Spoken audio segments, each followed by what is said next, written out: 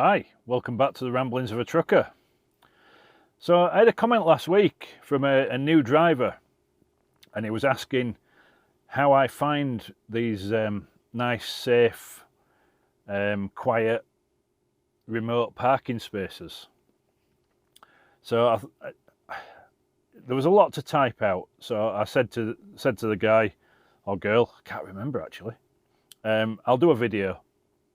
And it'll not only be useful for you, but for other new drivers. So the best bit of advice I can give you is, one, start talking to drivers, particularly guys that deliver to the same places as you or work at the same company. Don't be shy, just go up, I'm Alan, quite new to trucking. I'm doing this run, and when, is there anywhere to park around Ipswich or wherever you might be going? And some will try and help you. Obviously, in all industries, there's the odd arsehole. But the vast majority of truck drivers will try and be helpful. Another thing you can do is start scouring Google Maps on satellite view. So look at where you're delivering, and then start to, like you might be delivering on an evening and you know what direction you're heading in the next morning in order to get your reload. So start looking along that road that you're going on. You might be, I don't know, the A142. So start looking and see if you can find any laybys on the satellite view. Bear in mind, you need a plan B, because you might find a lay-by on the satellite view, or someone might tell you about somewhere, and when you get there it could be full. So always try and get 2 or 3 different places that you could go to. Find out if you can stay on site where you're delivering or where you're loading. It could be that they have parking there, they might have toilets and showers. Generally, there'll be a phone number on your delivery note or on the app, so you could ring the company or Google them. Get the phone number, ring up. I'm a new driver. I'm delivering some, I don't know, soya meal. I'll get there about 7 o'clock tonight. Is there any chance I can park on site? Have you got facilities for drivers? If not, do you know anywhere nearby where I can park up? Is there an industrial estate I can park on?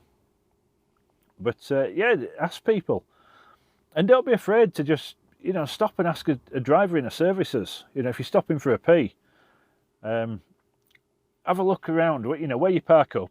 Have a look at the ones that have got sleeper cabs. Obviously, you might not be able to see if they've got bedding in there, but you could get a sense from where they're based. It might say on the cab door, based in Edinburgh, and they might be down in the southwest. So you could say, obviously you travel great distances, mate. Any chance you could help me? I'm going to such and such a place. Is there anywhere around there that is safe to park? But one of the main things that I recommend people do is, once you've found somewhere, pull in, leave your card in. Get out. If it's dark, take your torch. Have a walk round. Is there any diesel on the passenger side of the floor? If there's a lot of diesel, if you can smell it, if you can see it, then obviously they've been around siphoning diesel, nicking diesel out of trucks. So if the evidence is there, move on. Other things as well, fly tipping, abandoned caravans, burnt out cars, things like that. If it's frequented by those kinds of people, they'll probably have a slash and a look in your curtains if you've got some. Maybe try your diesel, see if you've got an anti-siphon device, and it's just aggravation you don't want. If you could just go 3 or 4 miles in a different direction or further on and avoid all of that. If you can find somewhere that's got brambles, so it hasn't got a footpath, it's just a lay-by and a load of shrubbery. Get your wheels up on the curb if you can. Don't sink into the grass, but just up on the curb so they're supporting your weight. and get your diesel tank as close as possible to those brambles or bushes. It just discourages people from walking down the side. On occasions where I've had to park in theft hotspots, obviously I drive well, it might not be obvious to some of you, but I drive a tipper trailer. So what I'll do is I'll park up, I'll get as close to the shrubbery as I can if there is any. If there isn't, I'll raise the body of the trailer, only one ram, you know, no higher than that, just one ram.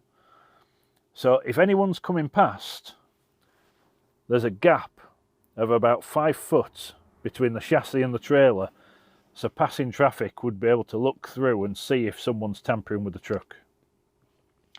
I'm not saying that it puts diesel thieves off, but I have parked in some areas where people have told me I'll wake up without any diesel, and I've raised the body and I've got up in the morning and nothing's been touched.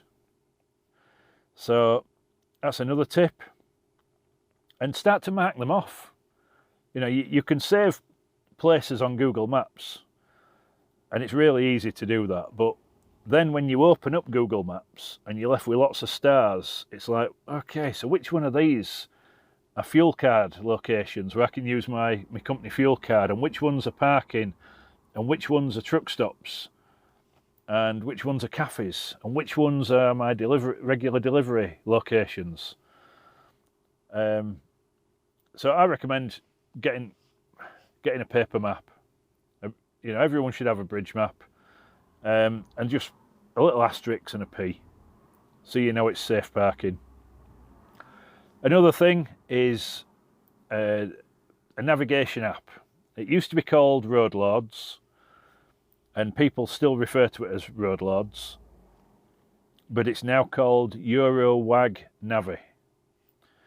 And on there you can search for parking locations close to where you are, and people can flag if it's safe. They can flag if there's toilets, they can flag if there's been a robbery. So if someone's had the curtains slashed or they've had the diesel taken, they'll put a warning on that lay-by or industrial estate so that you know to avoid it.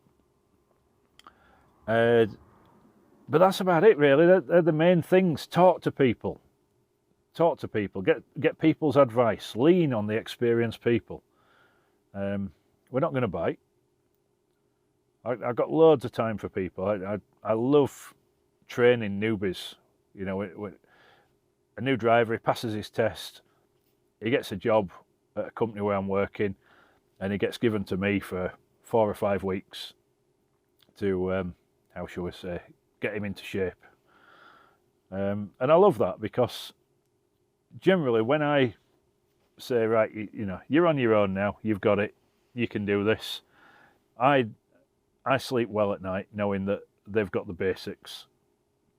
They've still got stuff to learn. I'm still learning.